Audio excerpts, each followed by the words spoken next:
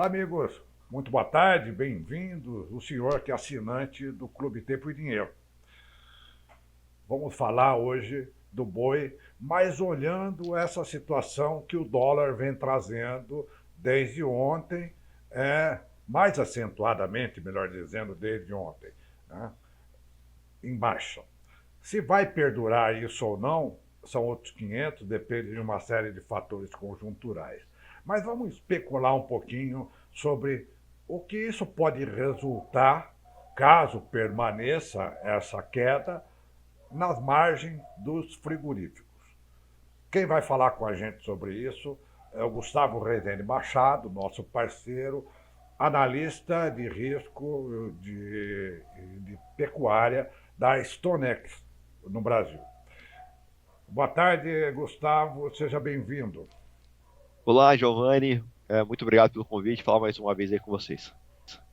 Beleza. Gustavo, bem rápido, né? Como nós dissemos, não há ainda uma certeza sobre as condições possíveis, se vai ou não permanecer essa queda do dólar, né? Mas para alguns, com quem eu consultei agora há pouco, é, por enquanto não há problema nenhum, porque os frigoríficos estão vendendo a carne agora, por exemplo, na primeira semana de julho, que foi até um recorde, né? E que pode até ter um recorde de volume neste mês, porque é uma carne contratada lá atrás, né? Quando o dólar começou a escalada. Abaixo de 5,40, 5,35, numa virada de semestre, já pode começar a ter algum desconforto para os frigoríficos. Pode ser, Gustavo? O que você analisa? Bom, de maneira assim bem simplista, né? É claro que o dólar, né, aqueles patamares dos 5,50 aos 5,70, ele é positivo para a pecuária, né? Eu digo positivo para a pecuária porque facilita as exportações ou melhoram as negociações da tonelada, tá?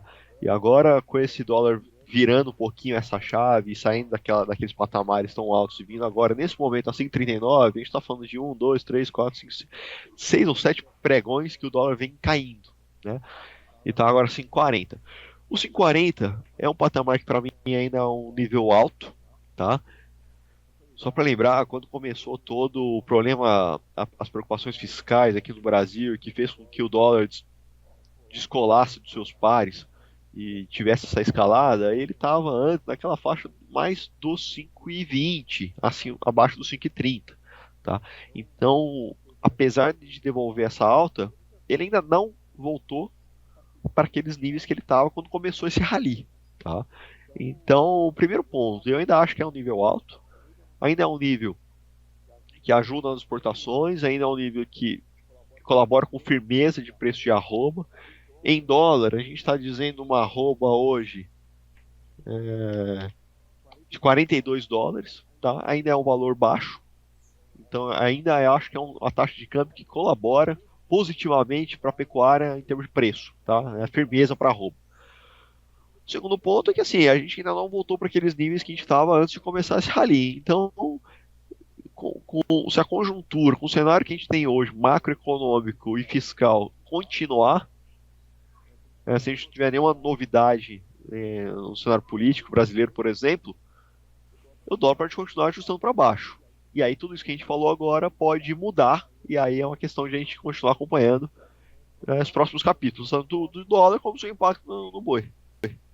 Exato. O Gustavo, sempre tem o fator psicológico China, né? Quer dizer, se nós olharmos o recorde que foi o mês de junho nas exportações em volume, que aliás se fechou o semestre também em quase 1,9 milhão toneladas, né? Quer dizer, um volume também substancial, mas as carnes continuaram pressionadas. A carne in natura, por exemplo, em junho, teve uma queda de 11,7% nos preços praticados pelos importadores. Ou seja, isso com um dólar, como você falou, que estava favorecendo o importador, né? Um dólar forte. E quando a gente fala importador, nós estamos falando China, que é o que mais pressiona naturalmente, né? Por conta do volume que a China leva. Ah, numa escalada que pode chegar esse dólar aí a 5,35, a 5,30, que é quando começou lá atrás, né? Que são essas exportações que estão sendo entregues agora, a China com certeza deve voltar à pressão, né, Gustavo? Isso é algo que fica no radar do mercado. É, sem dúvida, né? Sem dúvida, a China é o principal parceiro comercial do Brasil quando a gente fala de exportação. Tem levado hoje ao redor de metade de tudo que a gente exporta. Mas tem alguns pontos dentro disso. Né? O primeiro, a gente tem tentado buscar diminuir essa dependência de China, mas é muito difícil, tá? Vamos colocar que a China leva hoje, na média, entre 80 a 100 mil toneladas por mês. Depois de China, o segundo, terceiro, quarto, quinto colocado, a gente vai estar falando entre 10, 15, 20 mil toneladas, tá? Então, só voltando, China hoje é entre 80 e 100 mil todos os meses, e os segundos colocados ficam na faixa dos 15, tá? Então, China, mesmo você diminuindo a dependência dele, é difícil você conseguir encontrar outro parceiro que entregue a liquidez que a China entregue, tá? Por isso que é tão importante. O problema é que a China, assim, está com um problema estrutural de crescimento, uma série de razões. A gente teve notícias há 1 ou 2 meses atrás, quem quiser colocar um Google vai ver que a China estava exportando farelo de soja, né? Porque não tinha demanda para tanta comida. Comida que eu digo para o setor animal. Então, a China exportar farelo é uma coisa assim, era impensável, né, disso acontecer, era impensável isso acontecer.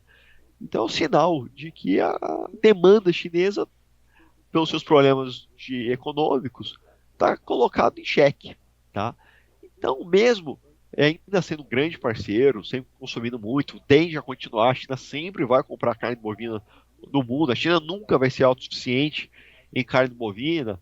Então, assim, não quero negar a importância de China, mas não quero também negar que a China de 2024 é diferente da China de 2019. Então, é, se o dólar baixar, certamente isso vai ser utilizado para pressionar para baixo as negociações, né? Então o câmbio, conforme ele vai caindo, e se tiver entrada de oferta de gado, o otimismo em bolsa pode se regular também, tá? A gente pode ver os contratos bem altos que a gente tem visto hoje repensarem esse otimismo. Exato. Naturalmente que nós não estamos falando que isso pode acarretar prejuízos, obviamente, para os frigoríficos, mas estamos falando sempre da possibilidade de margens um pouco mais curtas, né, Gustavo? E aí também poderia entrar um pouquinho nessa balança a melhora que nós estamos vendo do preço da originação, é, ainda que também não haja ainda um fator muito forte que possa indicar uma tendência firme, mas já é algo que já está começando a ser verificado, né, Gustavo? O mercado físico do boi, dá para dizer que entre safra ficou no retrovisor. Desculpa, a safra, né? O final de safra de capim ficou no retrovisor e a gente está agora na entre safra. Então a gente já tem visto o mercado físico do boi melhorar, preço subindo, a oferta reduzindo, escalas de abate menores. O próprio indicador do CPEA, que é a média do estado de São Paulo, deixou para trás aquele vale de preço dos 215 e hoje já está trabalhando 228, querendo buscar os 230. O mercado físico melhorando, ele pode sim compensar esse dólar mais fraco, tá? E a oferta reduzindo de boi, ele pode compensar um dólar mais fraco e a gente pode ainda continuar vendo uma entre-safra marcada por preços melhores, tá? Vamos dizer aí os 230 em São Paulo, por exemplo, tá? E aí nesse sentido a gente já tem os contratos futuros bem acima desses valores, né? Um outubro em 245, novembro 247, um dezembro 249, quase nos 250, que é o alvo, né? De todo o mercado. Então, a gente já tem esses preços, a gente já tem 20, 15 reais mais alto do que o balcão, tá? Então, mesmo com o dólar caindo, tá? Então, não esse momento que a gente está falando, viu, Giovanni, ele é oportuno, porque a gente não tem um cenário ruim de perspectiva, a gente tem uma perspectiva boa para o segundo semestre em termos de preço agora em bolsa que é possível de se garantir esses valores, tá? Perfeito. Gustavo, para a gente concluir, eu sei que você vai entrar numa reunião agora, é, um ponto que também fica em perspectiva, que é o segundo semestre das exportações. Quer dizer, sazonalmente, há uma certa entrada mais forte da China de setembro a outubro, novembro, para depois ela dar uma estacionada, né? É, isso daí pode ser um fator, talvez, que possa compensar caso, vou frisar novamente, caso realmente as perspectivas sejam de pressão para o dólar, né, Gustavo? Sem dúvida, tá? Sem dúvida. O segundo semestre é o momento que a China mais compra, ela se prepara para o seu ano novo, sazonalmente ali, exatamente nesse período entre setembro e novembro, quando ela mais compra. Então ela tem essa necessidade de comprar nesse momento, tá? Então, se eu tivesse que escolher entre ter uma taxa de câmbio baixa no primeiro ou no segundo semestre, o segundo semestre é bom, você até pode você ter uma taxa de câmbio menor, porque o teu volume ele tende a ser maior, tá? Então, essa necessidade de China comprar no segundo semestre pode também, é um outro fator que pode compensar uma taxa de câmbio menor, tá? Embora, é claro, o que a gente vai ter que tomar cuidado? O preço da tonelada negociado. O volume, os volumes têm sido muito bons, tá? Recorde esse ano. E provavelmente tendem a aumentar para o segundo semestre, tá? Então, os volumes tendem a ser muito, muito bons. O que a gente vai ter que acompanhar é qual que vai ser o preço negociado a tonelada, dependendo de onde for o dólar. Perfeito. O resumo disso é o seguinte, né, Gustavo? Ainda os volumes, de certa maneira, que já se apresentaram e que devem se apresentar, são fatores favoráveis ainda para neutralizar qualquer risco maior que venha, tanto pela pressão do dólar, quanto pelo aumento da pressão da China por preços menores, e tanto pelo aumento do preço do boi, caso realmente se confirme, né, Gustavo? Exatamente, são esses três pontos, né? A negociação com o chinês, a taxa de câmbio que pode ajudar ou dificultar essa negociação, e a questão de disponibilidade de preço do mercado doméstico dessa matéria-prima, né? Então, quando a gente amarra isso, aí a gente fala dos principais pilares aí de mercado nacional para a exportação de carne. É claro, é claro. De todo modo, né, Gustavo? Isso a gente está falando do ponto de vista mais geral. No caso das ações especificamente dos frigoríficos, olhando a B3 ontem, olhando hoje, realmente não é o mercado está um pouco atento a essa questão do dólar, porque obviamente é o mercado mais nervoso que trabalha muito em cima de fatores pontuais. Porém, para o mercado como um todo, o mercado pecuário como um todo, ainda os ventos são digamos, favoráveis, né, Gustavo? Sem dúvida, tá? Sem dúvida. A gente está falando agora na entre safra, é um momento melhor, né? A gente parece que deixou o pior para trás.